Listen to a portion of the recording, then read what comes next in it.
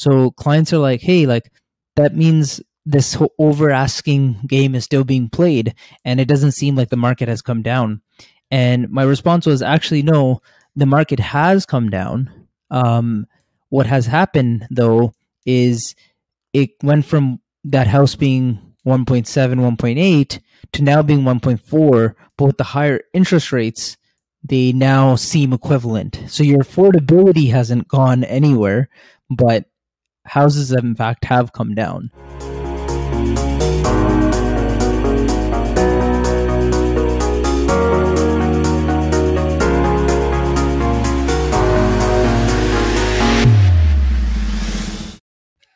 Hey everyone, welcome to the Select All podcast. We're on episode 16. It's been a great journey. You have myself, the coding nerd, and I love to program on my free time, and I'll probably be programming right after this. And we have Mo, the grumpy engineer, who's probably gonna diss my code later. So we will see. Some requested changes on that PR. Exactly. Just go ham on that PR. All right, so we have one product and one kind of what's hot topic today, and I guess we could just get into it. Mo, you were mentioning Neptyne, I believe, right? Is that what it's called? Neptyne. Neptyne. Sorry. Sorry, give me a sec. Why is it not letting me share this tab? Oh, there we go. So today's product is, for the first time, not brought to you by Product Hunt, but Hacker News itself. And Nice. like what really blew up is because and I'm sure why I like this product and why it blew up on Hacker News is that I'm sure there's many programmers out there that wanted to reconcile using Excel with a programming language that isn't crippled, like VBA or Google's AppScript. Here we have a product that is a spreadsheet at face value, but it has the full backing of Python in the background. Like they have a quick little demo here. You know, the thing about VBA and all these like Excel macros, whatever, something you had to learn, and it's always been opaque to me as a programmer how you can extend that like framework, because I guess VBA and all this stuff was built for accountants, not developers, right? So this is a tool that, you know, Excel is a programming platform. I hate to tell accountants, but with this now you have I think a really powerful platform with better language and library support, because Python, according to the creators on Hacker News, Python in this platform is a first party like language. Like it is built into the spreadsheet. Nice. Wow. That's actually very powerful, because you're right.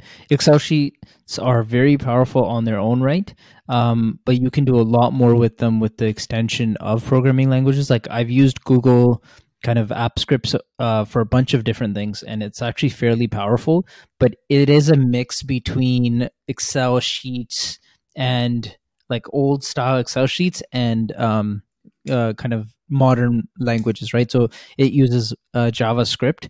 So they kind of bridge the gap. I think that's what Google did. You're still using old style interfaces and things along those lines that are just extended upon or kind of ported to the JavaScript side. But it still feels very VBA-ish like. And I think seeing this might, as you said, it's a first party or first, what is that term?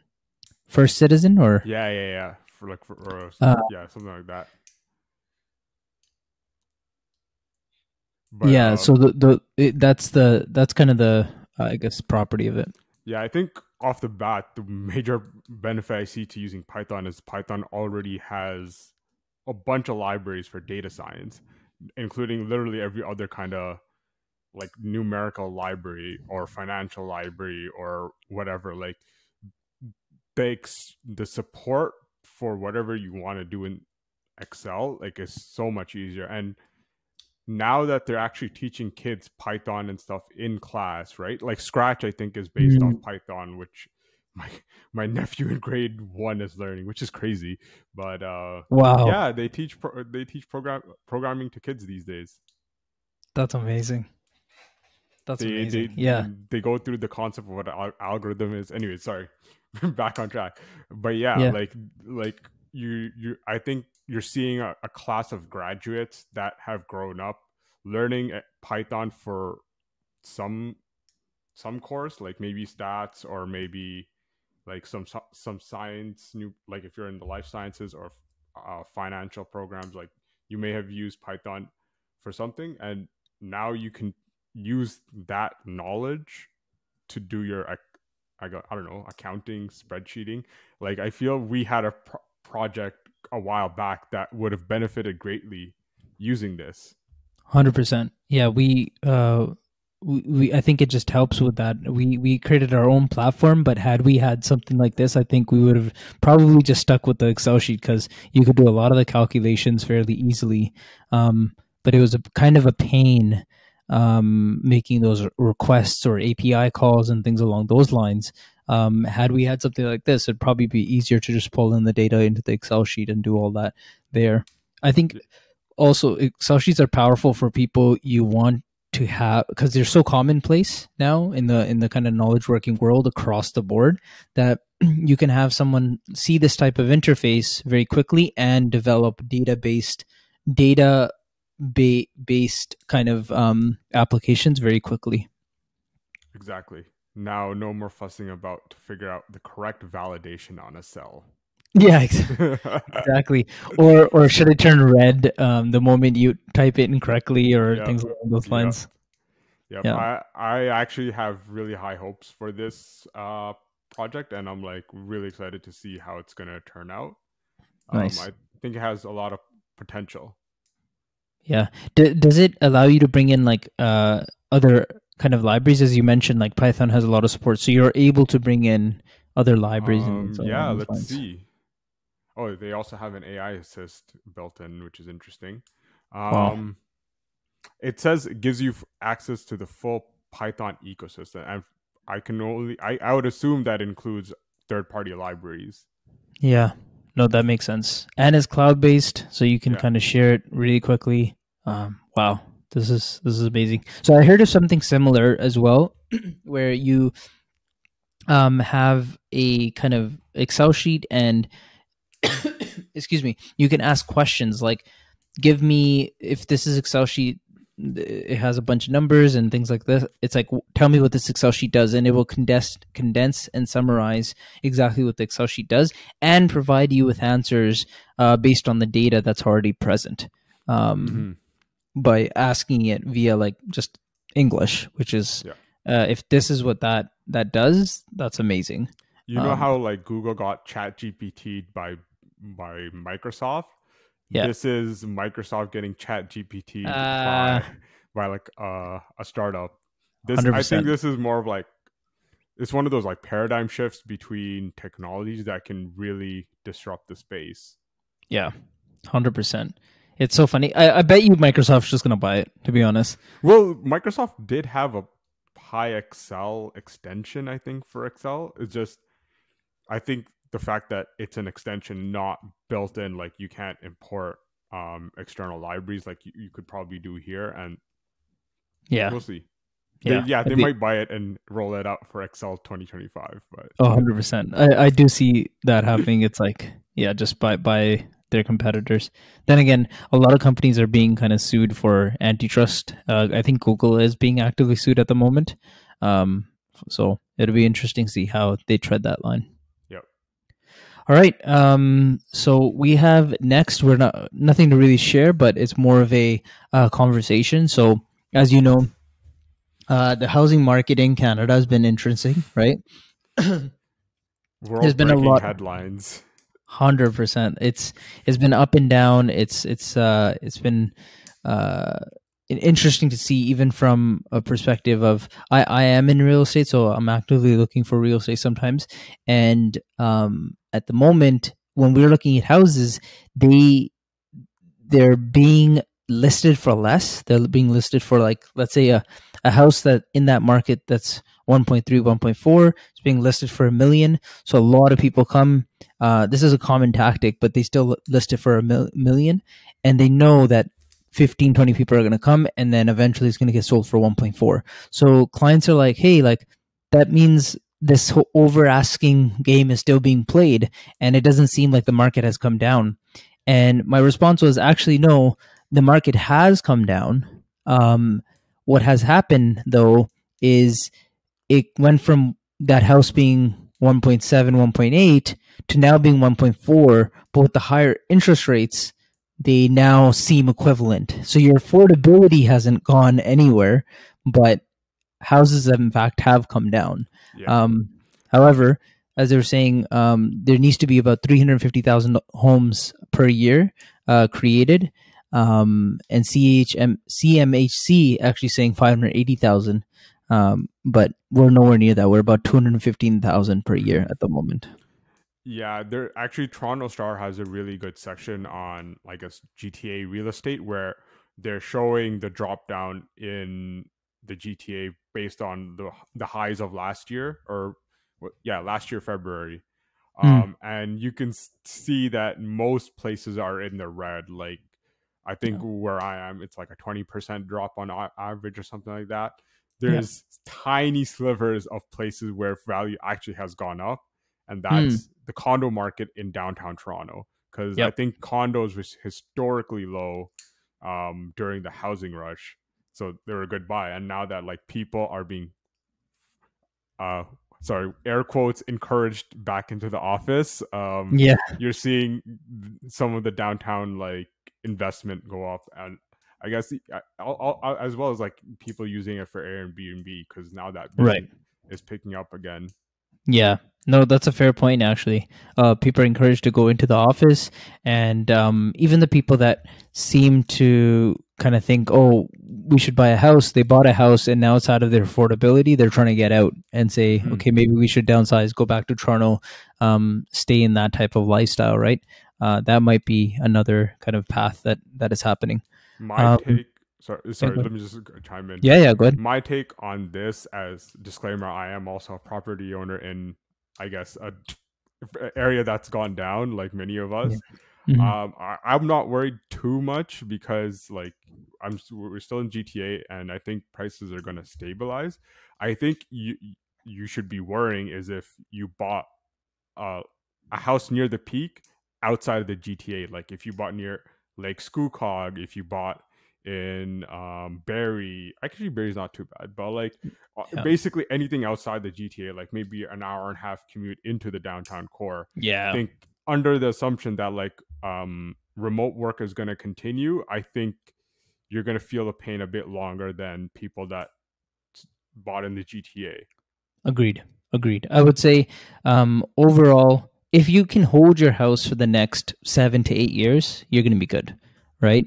Again, I've always said this, long-term kind of holding of real estate has always kind of provided returns. But it's always, when you're trying to make a quick buck is when it bites you in the ass, so to speak. That's when you want to avoid that. It is harder. Excuse me. It is harder nowadays just because of the high mortgage rates. Everybody's been used to, like, essentially free money. It's been very, very cheap money. And now people are realizing, hey, that's not always the case. So I think that's been the issue. There was a story in the Star about an investor that bought two $2 million homes pre-built, and then they dropped in price, and he's arguing, like, why should I pay that much? It's like, dude, like, that was the price you bought at. Like, it sucks. I'm sorry. Like, I feel your pain. I mean, kind of don't feel your pain, because you could afford buying $4 million worth of houses. So probably not even afford it, though. That's the problem. It's these kind of investors, quote unquote investors, that became investors during a time where money was fairly cheap, and they had no idea on how to evaluate risk in the long term. And that's the problem. Some people made it. That was another problem, is, like, some people made it because they got lucky, and other people watched them get lucky, tried to do the same, and just got screwed and just slashed right at the end. And that hurts because it's like, oh, it's unfortunate to see these people go through this, but at the same time, you don't feel bad for them because you're like, you jumped on the bandwagon without thinking. But I guess they saw it because it's been working. So Yeah. what would they do? Yeah. This is, I think, where the saying there may be shortcuts to get rich, but there's never shortcuts to wealth. Agreed. Yeah, that's a very good quote, actually. There are no shortcuts to wealth. It takes patience, slow kind of grind, and meticulous decision making, right? Over the long run. Yeah, yeah. And I mean, who knows when the bottom is? No one can tell the future, but we actually might be nearing the bottom, especially now that we're seeing with all the housing initiatives that have been trying to muster up more builds, but one, the cost of putting up a house has gone up because of inflation, and two, there's not that much like they don't want to outbuild houses so much so that they crash the market even more. So they're trying to hit like a middle point and not making anyone happy. Right. The issue is, though, it's like our immigration hasn't really slowed. What they have done is that international buyers kind of stop, right? So nobody for 2 years that is international can buy real estate in Canada, which is, I think, only applies to residential real estate, not commercial real estate. And so that might have some sort of effect, but probably not large. But then immigration is still the same amount from my understanding. And because of that, I think it will require more demand, right? And the supply isn't there yet. So it's like higher interest rates, instead of less demand because of these higher interest rates, it's like the supply is lower as well.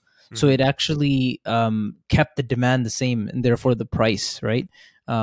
It's just the basic econ curve, right? Supply and demand curve. And so it's like, because of that, the prices have come down, but the affordability again has not. And for that reason, everyone's still out of the market. And so, and the people that are in houses, they most likely have to sell because it's harder for them to afford the house as well now, right? So when crashes usually happen is when there's forced sellers and no buyers, right? Or like very minimal buyers. So then at that point, everyone's just trying to get rid of the real estate at the lowest price they're able to, and therefore it just goes do and it goes down, right? And so I don't know. I think there is a little bit of a hit remaining when we just saw another interest rate hike in January, and that hasn't had an effect just yet. So once it kind of gets into play, into the market, like 1 or 2 months, everyone starts realizing the new cost, etc. Right? They start feeling it. Then I think we'll see a little bit of the bottom out of the real estate market. Yeah, I think part of the lack of new builds or replace like enough to keep up pace is, I think, at least the provincial government is banking on some of their zoning law changes to also have an effect. Like I mean, love Doug Ford or hate him. I definitely hate him, but like some of the proposals within that within the housing initiative, it does make sense. Like there's been many neighborhoods and municipalities that have been against like higher density zoning. Like as much as everyone would love to live in a single family house, it's very costly for a city to maintain like a level of service, right? And I mean, look at Montreal. They have multi-zone or multi-dwelling zones. Like it's not an apartment building; it's like a few floors, but it works. And theirs is higher, but it's still a lot lower than what Toronto's facing, and Toronto and other places. But I think they're banking on, like, if they allow multi-dwelling zones, they're hoping to incentivize people building out. Like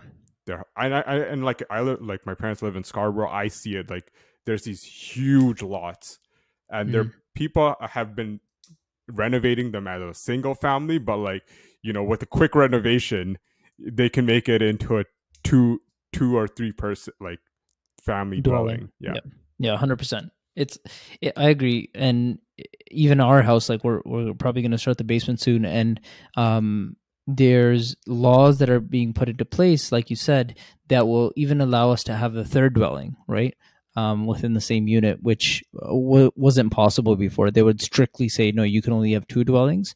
And so now with Doug Ford's kind of changes, that might actually change into 3 dwellings. And I think what that'll do is first, of course, increase the supply, right? Which decreases the prices of things, but also it allows the homeowner to afford the house, which probably wasn't possible before, or they were stretched too thin, right? And so now this rental income will allow people to actually afford their houses, which will push up the prices a little bit because it'll get people to say, okay, I can afford it with kind of 2 rental units, right? So I think in the long run, prices will go up because of that. Supply will increase, but also the affordability will be easier, and therefore prices will increase as well to balance that out. Yeah. I mean, just to plug, if you guys haven't, the Toronto Star actually has a great podcast on the new housing proposal, and if they will actually meet demand and help this housing crisis. And it's in my opinion, a fairly balanced take of the pros and cons of what was promised. Yeah, that's interesting. We'll put it in the show notes. So that everybody kind of has access to that. I don't remember the question from last week. I don't know if you remember it, Mo. I don't know if we had one. Okay, fair enough. Let us know if we've messed up. Clearly, we didn't prep for this episode as much as we should have, but we will definitely do that next time. So, do you have a question this week, Mo? No, I'm running blanks. Okay. I just realized that Turan probably would have loved to be here. This is a conversation right up his alleyway, the dough builder. He would have loved to kind of have this conversation. So hopefully next time we can get him to join as well. All right. Thank you, everyone, for listening. Please let us know in the comments, and please do subscribe. That will help us immensely. Let us know what you guys love about this podcast. Let us know what you hate, and then we can kind of take that feedback. We'd love that. But yeah, until next time, thank you so much. Ciao. Later.